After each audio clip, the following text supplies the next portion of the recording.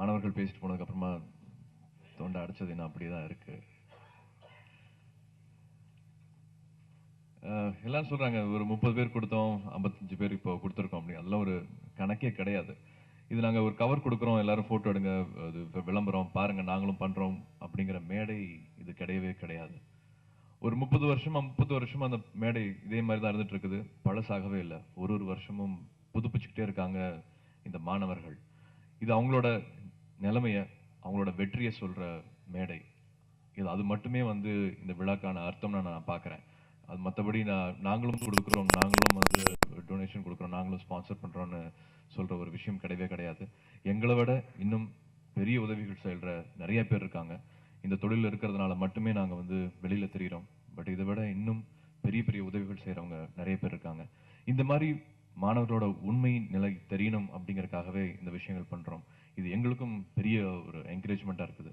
இது வெளியில இருக்கிறவங்களும் வரணும். வெளியிருந்து வந்து ஒவ்வொருத்தவங்களும் வந்து ஒரு அண்ணனா, ஒரு அக்காவா, ஒரு அப்பாவா, ஒரு அம்மாவா, இதே மாதிரி நிறைய மாணவர்களுக்கு வந்து உதவிகள் செய்யணும். ஒரு வாட்டியும் வந்து அடுத்த வேளை சாப்பாடு இல்லை அப்படின்னா கூட கவலைப்படாம படிச்சுட்டு வெற்றியை மட்டுமே கூட வச்சுட்டு இருக்கிற மாணவர்கள், கடினமான உழைப்பை மட்டுமே நம்பிட்டு இருக்கிற மாணவர்கள். இந்த மாணவர்கள் சிட்டியை விட கிராமத்துல இன்னும் எக்கச்சக்கமா இருக்காங்க, நிறைய பேர் இருக்காங்க. எனக்கு கூட நான் வந்து அழுதா வந்து ஒரு தோல் இருக்கு, ஏதாவது பிரச்சனை நான் சொல்லிக்கிறதுக்கு ஃப்ரெண்ட்ஸ் இருக்காங்க. பட் அதெல்லாம் எதுவுமே இல்லாம நிறைய ரொம்ப தாழ்த்தப்பட்ட சூழ்நிலையிலும் படிப்பை மட்டுமே நம்பிட்டு, படிப்பை மட்டுமே கூட வச்சுக்கிட்டு வெற்றியை காண்ற மாணவர்களை வெளிச்சத்துக்கு காமிக்கிற ஒரு மேடையா தான் நான் அதை பார்க்கிறேன். இந்த மாணவர்கள் எப்பவும் ஜெயிப்பாங்க, ஜெயிச்சுட்டே இருப்பாங்க. நான் தம்பி, நாங்க இந்த தொழில வந்து இன்னும் கவனம் அதிகமாக செலுத்துவோம், இன்னும் அதிகமாக சம்பாதிப்போம், இன்னும் நிறைய நிறைய உதவிகள் செய்வோம்.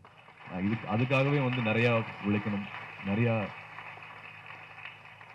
நிறைய சம்பாதிக்கணும்னு ஆசைப்படுறேன். என்ன வேணாலும் படங்கள் பண்ணுவேன், எவ்வளவு வேணாலும் அட்வர்டைஸ்மெண்ட்ஸ் பண்ணுவேன். இதை இன்னும் அதிகமா பண்ணணும்னு நான் ஆசைப்படுறேன். விவேகானந்தர் சொன்ன மாதிரி எவ்வளவு புயல் சந்திச்சீங்க, எவ்வளவு காற்றை சந்திச்சீங்க, எவ்வளவு சூறாவளியை சந்திச்சீங்கன்னு முக்கியம் கிடையாது. கப்பலோட ஒழுங்குமா பத்திரமா வந்து சேர்ந்தீங்களாங்கிறத மட்டும்தான் பார்க்க போறாங்க. அதை மட்டுமே உலகம் கவனிக்க போகுது. இந்த மாணவர்களுக்கு பணம் உதவி ஒரு தடையா இருக்கவே கூடாது. இது தமிழர்களோட ஒரு மூமெண்டா மாறணும். தமிழர்கள் கல்விக்கு உதவி செய்யறவங்க அப்படிங்கிற பேரு இது பேராசையா இருக்கலாம். பட் அப்படி நடக்கணும் அப்படின்னு ஆசைப்படுறேன். ஒரு மாணவி அதை ஞாபகம் சொன்னாங்க, அகரம் வந்து ஒரு பீப்புள்ஸ் மூமெண்டா மாறணும், நானும் அதுல கூட இருப்பேன் அப்படின்னு ஒரு வாலண்டியர் சொன்னாங்க. அந்த மாதிரி ஒரு பீப்புள்ஸ் மூமெண்ட் அது மாறணும். தமிழர்கள் கல்விக்கு உதவுறவங்கன்ற அடையாளம் வரணும். இந்த வருஷம் வந்து தமிழ் நம்ம சகோதரர்கள் ஈழ மாணவர்களுக்கு வந்து உதவிகள் செய்யறோம். அங்க போய் உதவி செய்ய முடியல. அங்க இருக்கிற மாணவர்களுக்கு நிஜமாவே கல்வியில உதவி செய்யணும்னு நான் விருப்பப்பட்டேன், ஆசைப்பட்டேன். இப்ப இருக்கிற சூழ்நிலையில வந்து அதனால பண்ணவே முடியல. அங்கிருந்து வந்து இங்க முகாமில் இருந்தாலும் கொஞ்சம் கூட வாழ்க்கை ரொம்ப முன்னேறிடுச்சுன்னு சொல்லவே முடியல. சந்தோஷமா நம்மளால சொல்லவே முடியல. அதுக்கு உதாரணம் அவங்க சொன்ன அவங்களோட சொந்த வாழ்க்கையோட எக்ஸ்பீரியன்ஸ், இப்ப இருக்கிற நிலைமைகள்.